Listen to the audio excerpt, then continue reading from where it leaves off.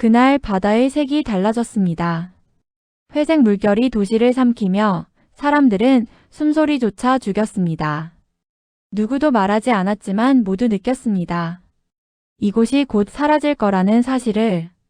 10번의 실패, 남은 것은 녹슨 철판뿐이었습니다. 그때 낯선 나라에서 매일 한 통이 도착했습니다. 조건도 대가도 없었습니다. 단 한 문장만 있었습니다. 우리는 생명을 위해 움직입니다.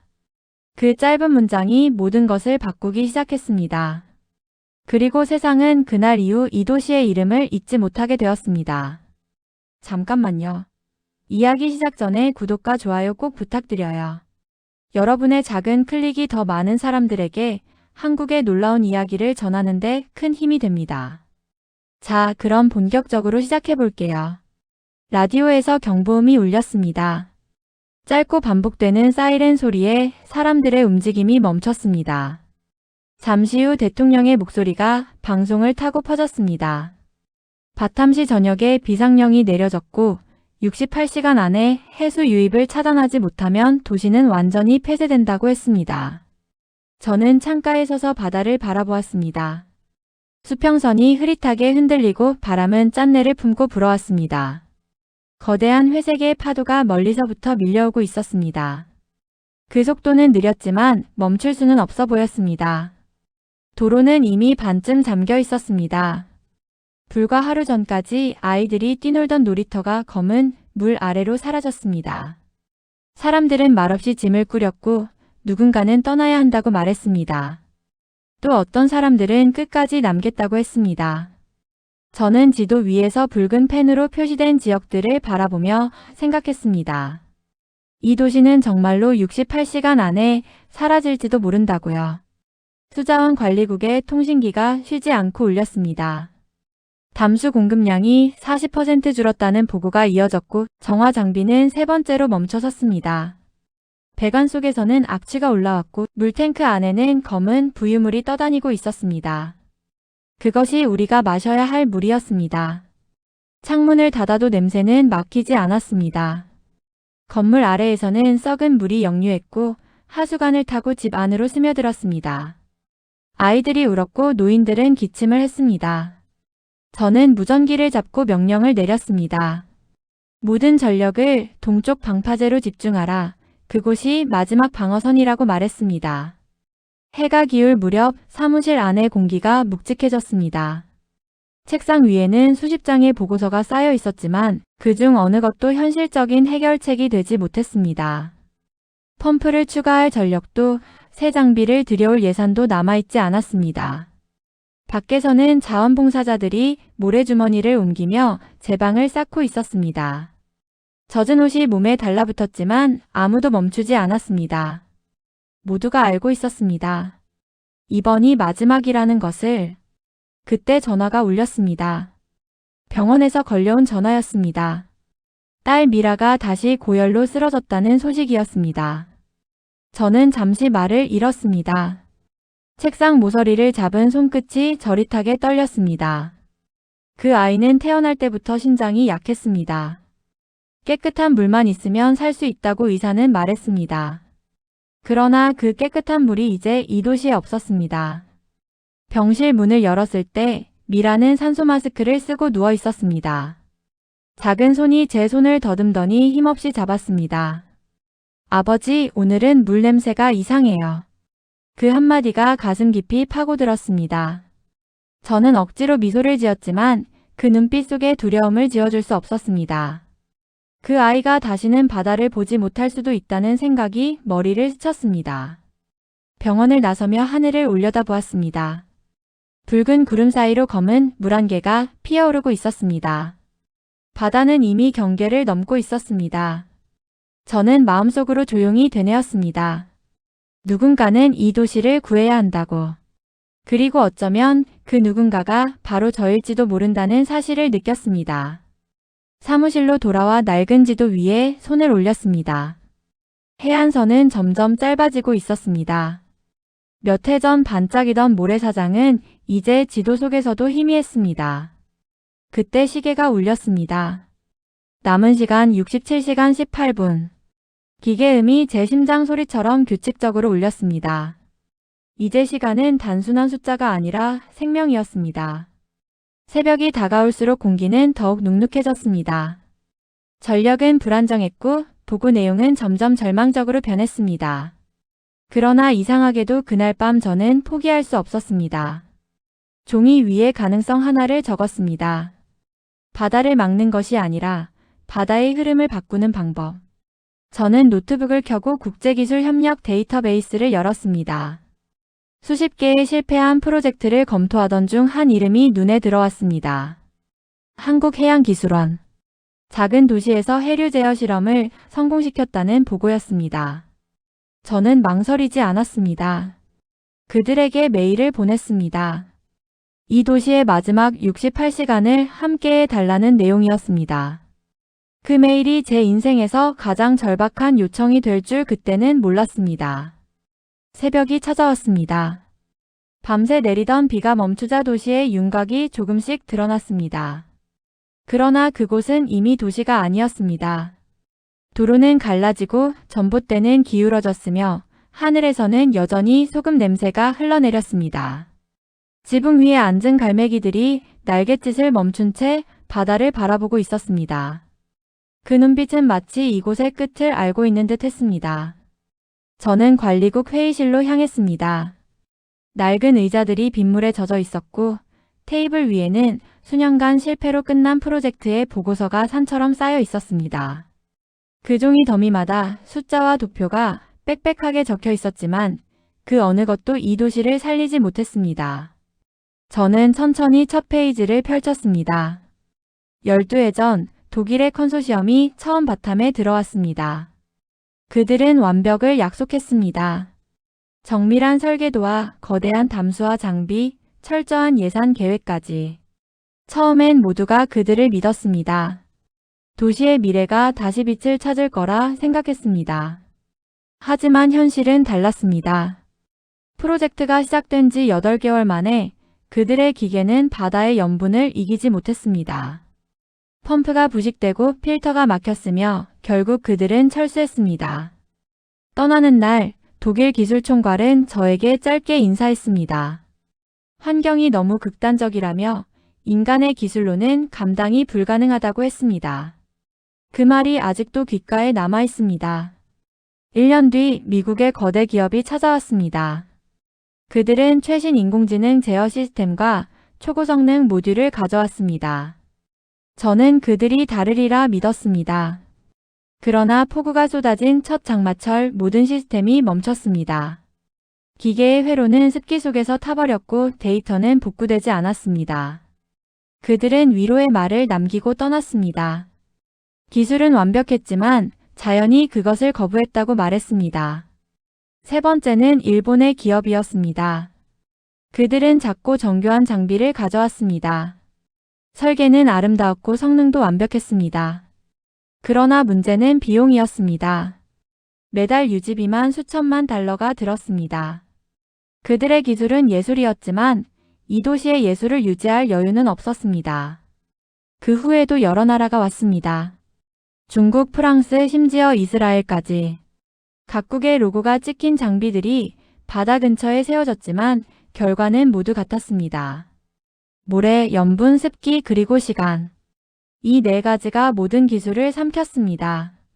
마치 바다가 인간의 손길을 거부하듯 시도할 때마다 모든 것이 모래 속으로 가라앉았습니다. 저는 그때마다 서류를 정리하며 스스로에게 물었습니다.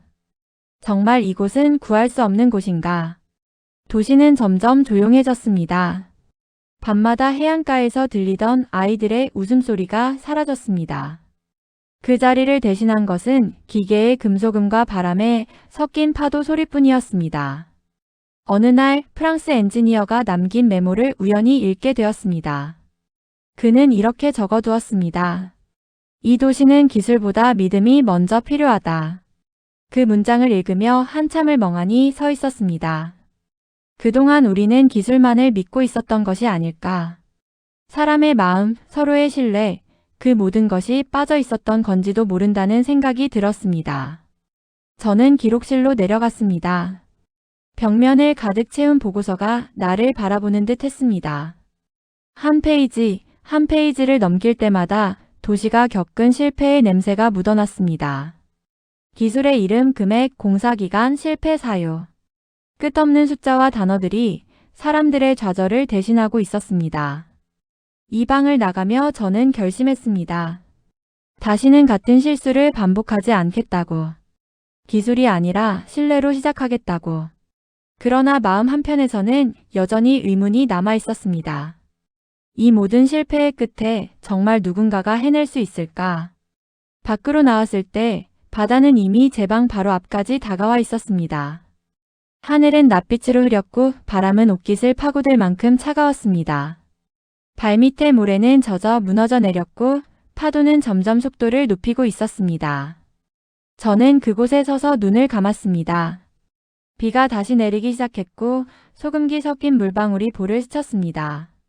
그 순간 제 머릿속에는 단 한 가지 생각만 남았습니다. 이 도시는 아직 포기해서는 안 된다는 것. 그날 밤 모든 실패 기록을 한자 한자 다시 읽으며 저는 마지막으로 한 줄을 덧붙였습니다. 아직 끝나지 않았다. 그 문장은 이 도시가 다음날 아침을 맞이할 수 있을지 모른다는 유일한 희망의 증거였습니다.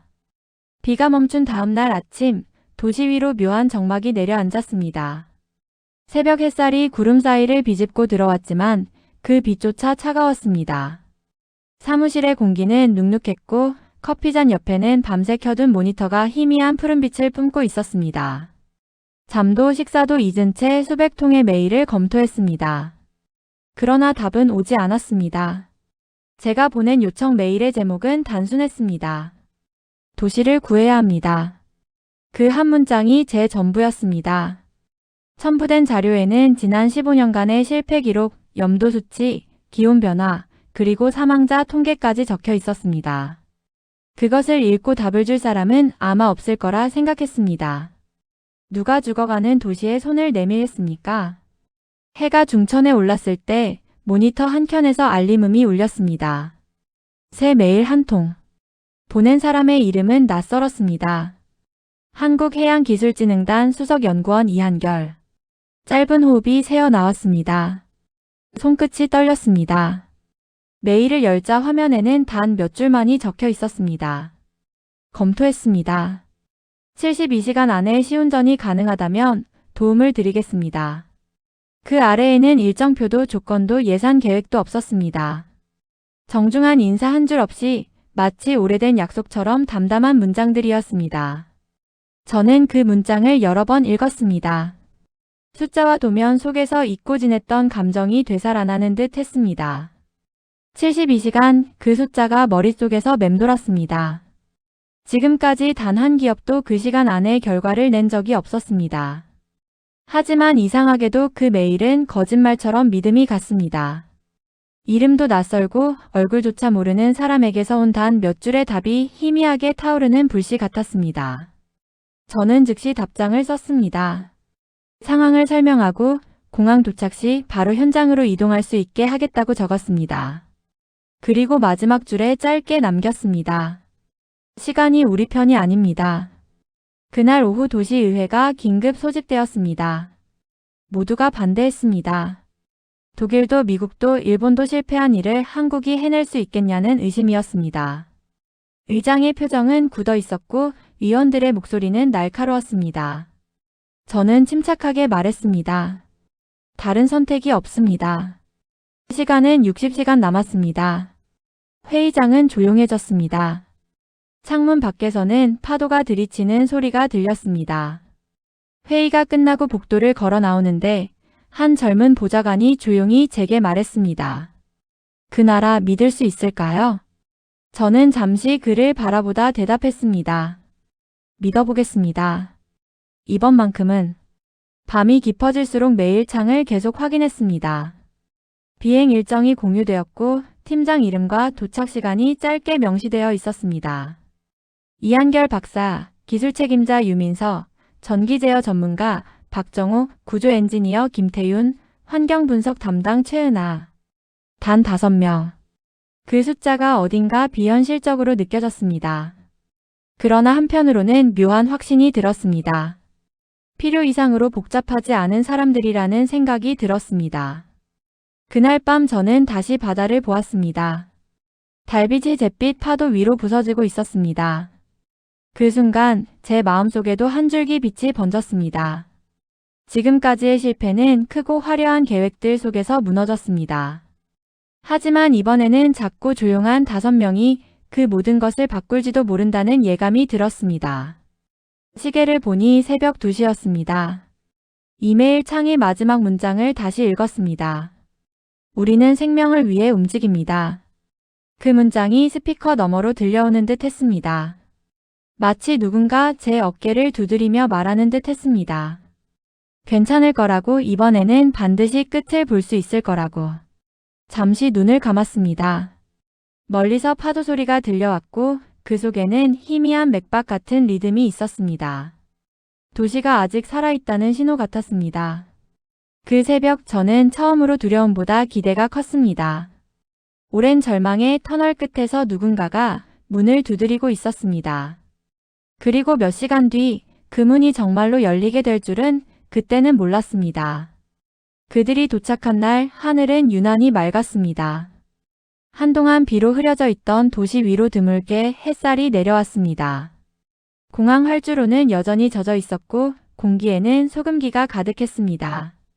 저는 관리국 차량을 타고 활주로 끝에 서 있었습니다. 곧 착륙하겠다는 연락이 왔고 회색 비행기의 그림자가 천천히 내려앉았습니다. 비행기 문이 열리자 바람이 불었습니다. 그 속에서 5명의 사람들이 모습을 드러냈습니다. 작은 체구의 연구원들, 단정한 복장, 그러나 얼굴에는 긴장보다는 단호함이 깃들어 있었습니다. 가장 먼저 걸어 나온 사람이 이한결 박사였습니다. 그는 제게 다가와 가볍게 인사했습니다. 목소리는 낮았지만 확신이 있었습니다. 뒤이어 팀원들이 조용히 서 있었습니다. 환경 분석 담당 최은아, 구조 엔지니어 김태윤, 제어 전문가 박정호, 신소재 연구원 유민서. 각자 이름을 말하며 짧게 고개를 숙였습니다. 그들은 캐리어 몇 개와 작은 금속 상자 2개를 들고 있었습니다. 짐이 너무 간소했습니다. 저는 의아한 눈빛으로 물었습니다. 장비는 나중에 오는 건가요? 이한결 박사는 고개를 저었습니다. 필요한 건 모두 여기에 있습니다. 순간 그들의 확신에 묘한 신뢰가 생겼습니다. 공항을 빠져나오자 도시는 이미 긴장으로 뒤덮여 있었습니다. 제 방 근처로 향하는 길마다 트럭과 사람들로 가득했습니다. 그들은 창밖으로 풍경을 유심히 살펴보았습니다. 파손된 배관, 무너진 제방, 염분이 뒤덮인 도로. 모두 기록하듯 눈으로 담았습니다. 어떤 말도 하지 않았지만 그들의 표정 속에는 계산과 판단이 동시에 오가고 있었습니다. 현장에 도착하자 바람이 세게 불었습니다. 사막처럼 말라있던 흙먼지가 바다의 습기를 머금고 짙게 흩날렸습니다. 이한결 박사는 주변을 천천히 살피더니 물탱크 쪽으로 걸어갔습니다. 그가 손가락으로 벽면의 녹을 긁어내며 말했습니다. 이 금속은 여전히 쓸 수 있습니다. 구조가 단단합니다.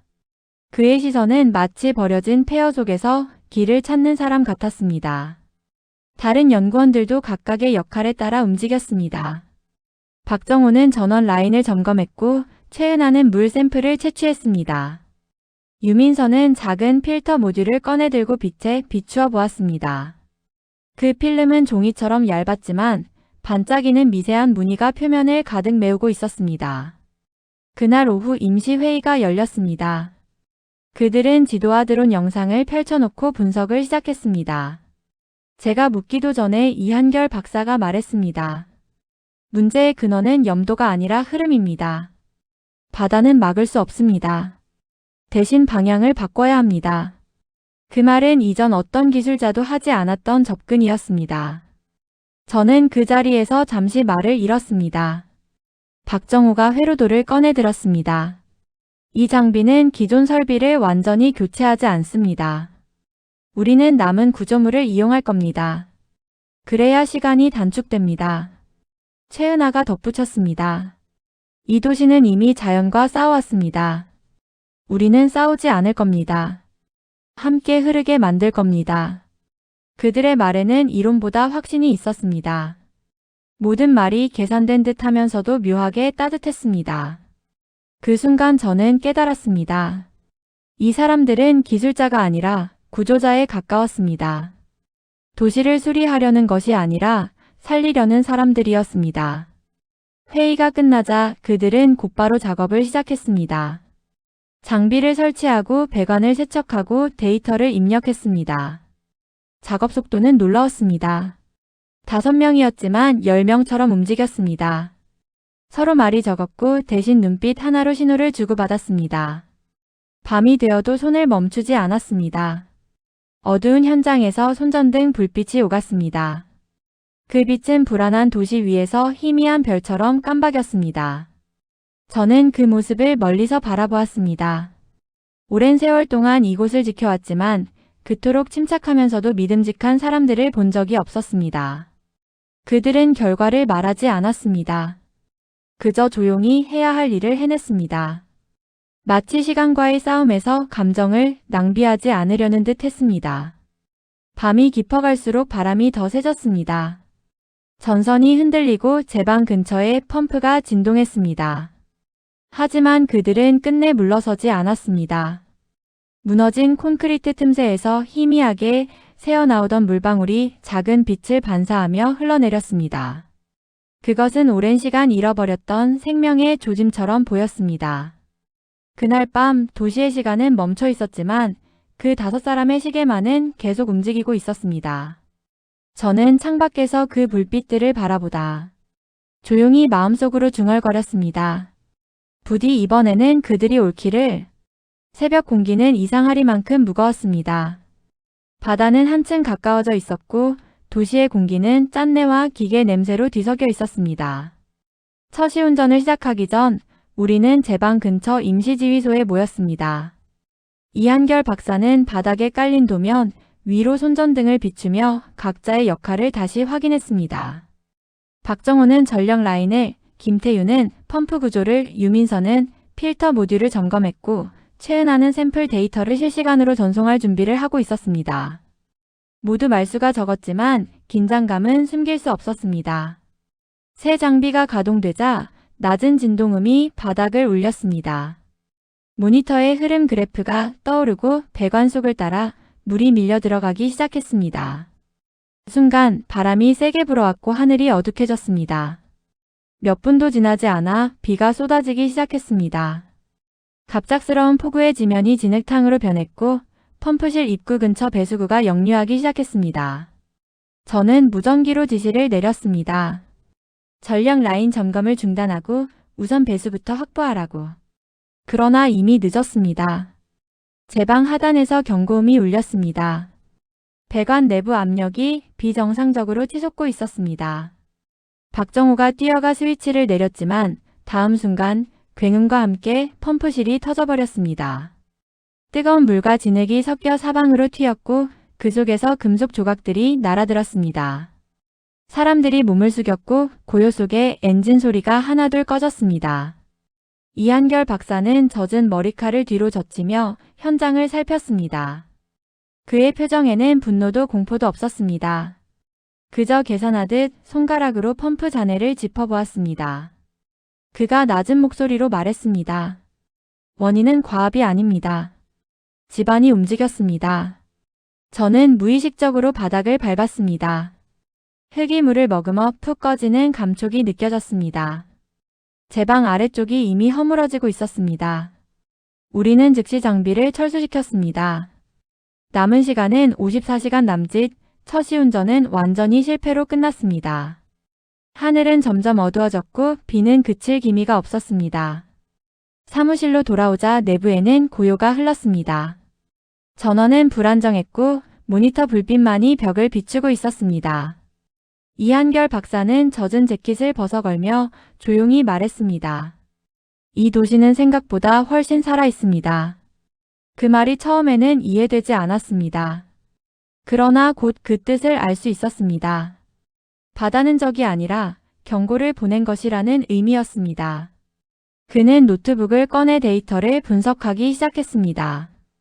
박정우와 유민서가 옆에서 숫자를 입력하고 최은하는 다시 채취한 물 샘플을 현미경으로 들여다보았습니다. 모두 지쳐 있었지만 그 누구도 자리를 떠나지 않았습니다. 시간은 새벽 2시를 향해 가고 있었습니다. 저는 커피 한 잔을 손에 쥐고 그들의 모습을 바라보았습니다. 이 사람들은 실패를 두려워하지 않았다. 오히려 실패 속에서 길을 찾고 있었다. 잠시 후 이한결 박사가 저를 불렀습니다. 그는 모니터를 가리키며 설명했습니다. 해류의 방향이 예상보다 빠르게 바뀌고 있습니다. 우리가 해야 할 일은 흐름을 억누르는 것이 아니라 새로운 길을 만들어주는 겁니다. 그의 목소리는 조용했지만 단호했습니다. 저는 그 말 속에서 낯선 확신을 느꼈습니다. 비가 잠시 멎었을 때 우리는 다시 제 방으로 향했습니다. 밤하늘은 먹빛이었고 먼 바다에서 천둥이 들려왔습니다. 젖은 모래 위를 걸으며 무너진 장비를 살폈습니다. 박정우가 망가진 배관을 들여다보더니 중얼거렸습니다. 용접선을 다시 잡으면 내부 압력을 절반으로 줄일 수 있습니다. 그 말에 이한결 박사는 고개를 끄덕였습니다. 우리는 그 자리에서 즉시 복구를 시작했습니다. 손전등 하나에 의지한 작업은 새벽까지 이어졌습니다. 진흙은 차갑고 무거웠지만 누구도 불평하지 않았습니다. 바람 속에서 들리는 것은 숨소리와 금속 부딪히는 소리뿐이었습니다. 시간이 흐를수록 손끝의 감각이 사라졌지만 기계의 진동이 다시 살아나는 소리가 들리자 모두 고개를 들었습니다. 엔진이 천천히 돌아가기 시작했습니다. 불빛이 다시 켜졌고 펌프가 숨을 쉬듯 움직였습니다. 그 순간 저는 깨달았습니다. 이들이 가진 힘은 기술이 아니라 태도였습니다. 실패 앞에서도 포기하지 않는 마음, 그것이 진짜 기술이라는 사실을. 새벽 3시 다시 비가 내리기 시작했습니다. 우리는 피곤했지만 누구도 자리를 뜨지 않았습니다. 작은 불빛 아래 흙과 물이 섞인 손으로 서로를 바라보며 짧게 고개를 끄덕였습니다. 그 표정에는 말로 설명할 수 없는 단단한 믿음이 깃들어 있었습니다. 저는 하늘을 올려다보았습니다. 빗방울이 이마를 스쳤고 차가운 물이 손등을 적셨습니다. 그 물이 어쩐지 처음보다 덜 짰습니다. 그날 새벽 저는 알 수 없는 예감에 사로잡혔습니다. 우리가 다시 일어설 수 있다는 작지만 분명한 확신이었습니다. 다음날 새벽 하늘은 이상할 정도로 고요했습니다. 바람도 멎고 파도도 잦아들어 마치 폭풍이 모든 숨을 고르고 있는 듯 했습니다. 그 고요가 오히려 불길했습니다. 라디오에서는 북서쪽 해역에서 이상 기류가 감지됐다는 뉴스가 흘러나왔고 기상청은 모래 폭풍 가능성을 경고했습니다. 사막의 모래가 바다를 건너 도시로 밀려올 것이라는 예보였습니다. 저는 무심코 시계를 보았습니다. 남은 시간은 이제 18시간 뿐이었습니다. 이한결 박사는 바다 쪽을 바라보며 말했습니다. 폭풍이 오기 전에 가동을 시작해야 합니다. 그의 말은 명령이 아니라 확신처럼 들렸습니다. 그는 새벽부터 현장으로 향했고 팀원들은 각자의 위치로 흩어졌습니다. 펌프는 전날 복구된 상태였고 필터 모듈은 새로 장착되어 있었습니다. 그러나 누구도 안심하지 않았습니다. 이제 한 번의 실패도 허용되지 않았기 때문입니다. 작업을 시작하자 하늘이 서서히 붉게 변했습니다. 먼 수평선 위로 희미한 흑빛이 피어올랐습니다. 그것은 구름이 아니었습니다. 바람이 불기 시작하자 먼지가 하늘로 솟구쳤고 공기 중에는 금속 맛이 감돌았습니다. 도시 전체가 숨을 죽였습니다. 바람이 지나가는 소리가 마치 오래된 건물의 균열처럼 낮게 울렸습니다. 박정우가 무전으로 보고했습니다. 전력 공급 이상 없음, 모든 회로 안정적입니다. 김태윤이 응답했습니다. 펌프 압력 정상, 흐름이 균일합니다. 최은하는 데이터를 확인하며 중얼거렸습니다. 염도 하강률이 기대치보다 빠릅니다. 좋은 신호입니다. 그 말에 모두의 어깨가 조금 풀렸습니다. 그러나 몇 분 뒤 모니터에 붉은 경고등이 켜졌습니다. AI 제어 화면에 알 수 없는 오류가 나타났습니다. 수온이 급상승하고 필터 압력이 동시에 떨어지고 있었습니다. 이한결 박사가 즉시 키보드를 두드리며 명령어를 입력했습니다.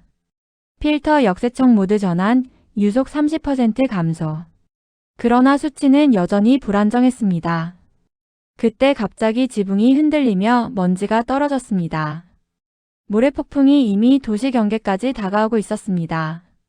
저는 무전기를 잡았습니다. 지휘소 전원 철수 연구팀만 남기십시오. 그러나 그들은 움직이지 않았습니다. 이한결 박사가 제 쪽을 돌아보며 단호하게 고개를 저었습니다. 지금 멈추면 필터가 굳습니다. 그러면 끝입니다. 그의 말이 끝나자마자 바람이 들이쳤습니다. 모래가 벽을 때리며 유리창을 깨뜨렸고 바람 속에는 돌멩이와 쇠조각이 섞여 날아들었습니다. 하늘은 완전히 갈색으로 변했습니다. 사람의 얼굴조차 구분할 수 없을 정도였습니다. 모래가 눈과 입으로 밀려들었고 숨을 쉴 때마다 목이 타올랐습니다. 박정호는 케이블을 잡고 버텼고 김태유는 펌프실 문을 막았습니다. 유민선은 망가진 필터를 즉석에서 교체했고 최은하는 데이터 송신을 유지하기 위해 노트북을 품에 안았습니다. 모래가 장비 위를 덮어가고 있었지만 그들은 미친 듯이 손을 움직였습니다. 모래 폭풍 속에서 모든 소리가 뒤섞여 있었습니다. 금속의 울림, 바람의 비명, 엔진의 진동이 한 덩어리가 되어 퍼졌습니다. 그 안에서도 이한결 박사의 목소리가 들렸습니다. 펌프 유지, 역세청 유지, 전압 안정화 확인. 그의 말은 들리지 않을 만큼 작았지만 이상하게도 모두가 이해했습니다. 그때 정전이 일어났습니다. 불빛이 꺼지고 화면이 검게 변했습니다. 잠시 후 트럭의 경적이 들렸습니다. 박정호가 외쳤습니다. 차량 배터리를 연결하겠습니다. 2시간은 버틸 수 있습니다. 사람들이 트럭을 몰고 와 케이블을 잇기 시작했습니다. 모래 속에서도 희미한 불빛이 다시 켜졌습니다. 펌프가 다시 돌아가기 시작했고 배관 속으로 물이 밀려 들어갔습니다. 그 물은 거칠었지만 방향을 잃지 않았습니다. 그 순간 이한결 박사가 외쳤습니다. 유량 안정화 염도 하강 완료. 성공입니다. 모래폭풍은 여전히 거셌습니다. 하지만 그들의 얼굴에는 두려움 대신 미소가 있었습니다. 서로의 눈빛이 잠시 마주쳤습니다. 그 속에는 생명을 지켜냈다는 묵직한 자부심이 있었습니다. 몇 시간 뒤 바람이 잦아들기 시작했습니다. 모래 위로 햇살이 비치자 모든 것이 황금빛으로 물들었습니다. 저는 한동안 아무 말도 하지 못했습니다. 사막의 먼지가 바람에 흩날리며 빛을 반사했고 그 틈에서 맑은 물줄기가 반짝이며 흘러나왔습니다. 그 장면은 마치 불가능이 무너지는 순간 같았습니다. 폭풍이 지나간 자리에는 폐허가 아닌 작은 강 하나가 남아 있었습니다. 그 물이 흘러가며 모래를 적셨습니다. 그리고 그 순간 저는 확신했습니다. 이한결과 그 팀은 단순히 기술자가 아니었습니다. 그들은 생명을 되돌려 놓은 사람들이었습니다. 폭풍이 완전히 지나간 것은 새벽 5시 무렵이었습니다. 도시는 마치 시간을 멈춘 듯 고요했습니다. 모래가 뒤덮은 거리, 기울어진 가로등, 그리고 금속 냄새와 흙 냄새가 섞인 공기. 그런 폐허 속에서도 단 한 가지 소리가 끊이지 않았습니다. 펌프의 일정한 진동음, 그것은 살아있다는 신호였습니다. 저는 무너진 지휘소 벽을 밀치고 밖으로 나왔습니다. 모래가 무릎까지 쌓였고 신발이 묻힐 정도였습니다. 하지만 그 위로 햇살이 스며들고 있었습니다. 먼 곳에서 반짝임이 보였습니다. 그것은 물이었습니다. 제 방 아래쪽 깨진 파이프 틈새에서 맑은 물이 솟아오르고 있었습니다. 그 물은 갈색 모래 위를 타고 흘러가며 작은 실개천이 되어 있었습니다. 오랫동안 들리지 않던 소리, 흐르는 물소리가 귀를 울렸습니다. 이한결 박사가 다가왔습니다. 모래와 먼지로 뒤덮인 얼굴, 그러나 눈빛은 밝았습니다. 그는 잠시 그 물줄기를 바라보다가 짧게 말했다. 살아있네요. 그 한마디가 전부였습니다. 다른 팀원들도 하나둘 모여들었습니다. 유민선은 아직 손끝이 떨리고 있었고 박정호는 찢어진 장갑을 벗으며 숨을 고르고 있었습니다. 최은하는 데이터를 들여다보며 속삭였습니다. 염도 0.01, 탁도 0.05 완벽합니다. 잠시 정적이 흘렀습니다. 누구도 말을 하지 않았습니다. 그저 그 물이 흐르는 모습을 바라봤습니다. 아침 햇살이 모래 위를 비추며 수면을 반짝이게 했습니다. 그 빛이 우리 얼굴에 닿았을 때 이 도시는 다시 숨을 쉬고 있다는 걸 깨달았습니다. 곧 마을 사람들이 몰려왔습니다. 그들은 처음엔 믿지 못한 듯 멈춰 서 있었습니다. 하지만 어린아이가 맑은 물을 손에 떠서 입에 대는 순간 모두가 숨을 멈췄습니다. 그 아이가 웃었습니다. 그리고 그 웃음이 번져나갔습니다. 사람들이 울기 시작했습니다. 몇몇은 무릎을 꿇고 땅을 두드렸습니다. 그 눈물은 모래와 섞여 새로운 물길을 만들고 있었습니다. 저는 무전기를 들었습니다. 상부에 보고하십시오. 시운전 성공입니다. 그 순간 도시 전역의 전광판이 깜빡이며 전원이 복구되었습니다. 불빛이 하나둘 켜지고 그 빛이 제 방을 따라 이어졌습니다. 어둠 속에서 도시가 다시 깨어나는 장면이었습니다. 이한결 박사는 펌프실 위에 섰습니다. 그의 손에는 임시 제어 패널이 들려 있었습니다. 그가 버튼을 눌렀습니다. 잠시의 정적, 그리고 곧 거대한 물기둥이 솟구쳤습니다. 분수처럼 터져오른 물이 하늘로 치솟고 햇빛에 부딪혀 무지개를 만들었습니다. 모래폭풍이 남기고 간 황토빛 하늘 아래에서 그 무지개는 너무도 선명했습니다. 사람들은 환호했습니다. 아이들은 물속으로 뛰어들었고 어른들은 서로의 손을 붙잡았습니다. 흙먼지 냄새 대신 맑은 공기가 돌아왔습니다. 도시의 벽마다 물방울이 튀었고 그 위로 빛이 반사되어 반짝였습니다. 그 장면은 오래된 기도에 대한 대답 같았습니다. 곧 정부 관계자와 기자들이 현장에 도착했습니다. 그들은 믿을 수 없다는 듯 카메라를 들었습니다. 데이터를 확인한 관리국 직원이 제게 속삭였습니다. 이건 불가능합니다. 기적이에요. 저는 그 말을 그대로 되뇌었습니다. 그래, 이것은 기적이었다. 그러나 그 기적은 하늘에서 떨어진 것이 아니라 작은 손과 뜨거운 마음이 만든 결과였습니다. 오전 9시 정각 시운전 개시 후 정확히 72시간 만에 우리는 선언했습니다. 모든 시스템 정상 작동, 음용수 기준 통과, 공급량 안정화. 그 순간 환호와 울음이 뒤섞여 터져나왔습니다. 하늘은 맑았고 바람은 부드러웠습니다. 도시가 다시 살아났습니다. 그날 오후 언론은 사막 위의 강이라는 제목으로 뉴스를 내보냈습니다. 사람들은 화면을 통해 흐르는 물을 보며 놀라워했습니다. 그리고 세계 곳곳에서 축하 메시지가 도착했습니다. 하지만 그 모든 찬사보다 더 크게 마음을 울린 것은 그곳 사람들의 눈빛이었습니다. 감사의 말보다 깊은 생명을 되찾은 자들의 빛이었습니다. 저녁이 되자 제 방 옆에 조용히 앉았습니다. 물결이 달빛을 머금고 흔들리고 있었습니다.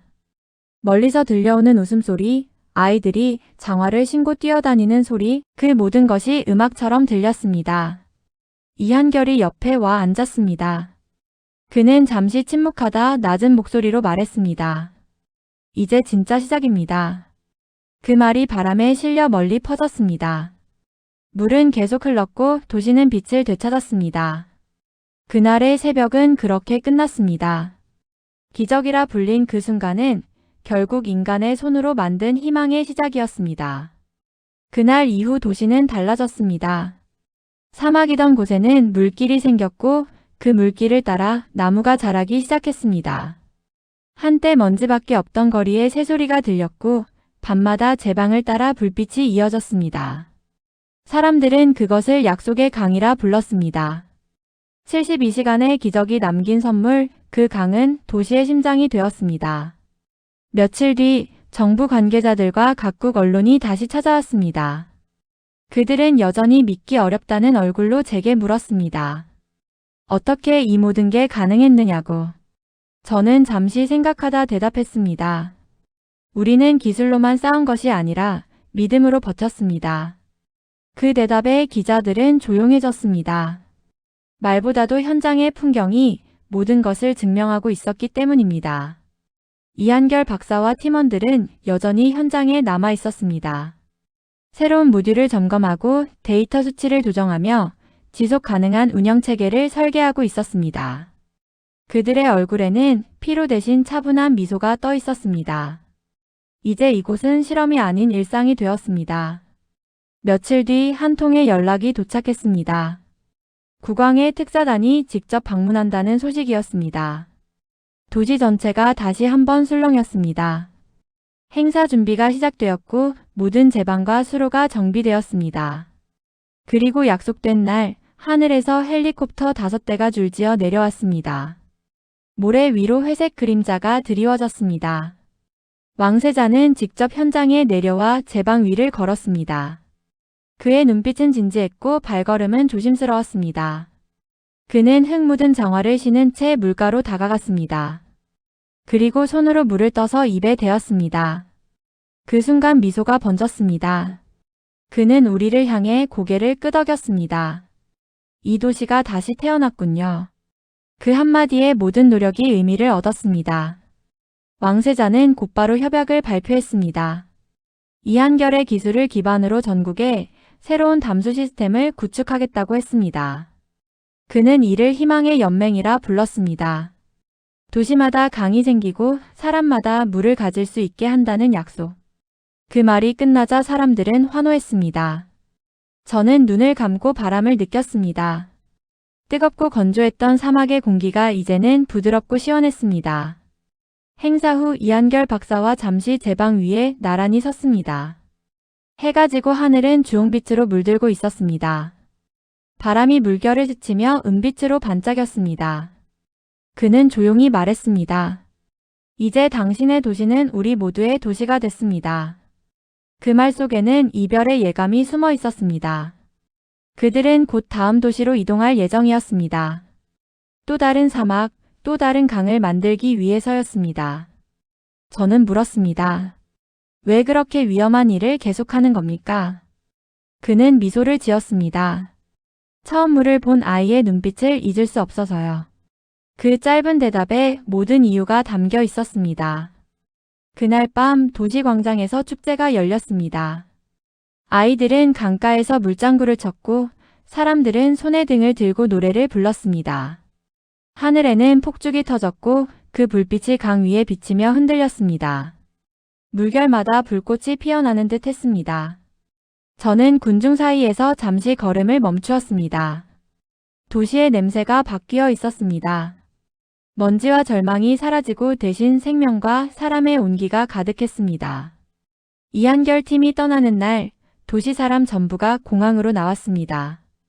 트럭 위에서 손을 흔드는 아이들, 눈물 짓는 어른들, 그리고 하늘로 떠오르는 하얀 비행기. 그들은 멀어졌지만 그들의 흔적은 도시의 모든 물결 속에 남아 있었습니다. 저는 제 방으로 돌아와 강물을 바라보았습니다. 햇빛에 반사된 물결이 천천히 흐르고 있었습니다. 그 소리가 마치 약속 같았습니다.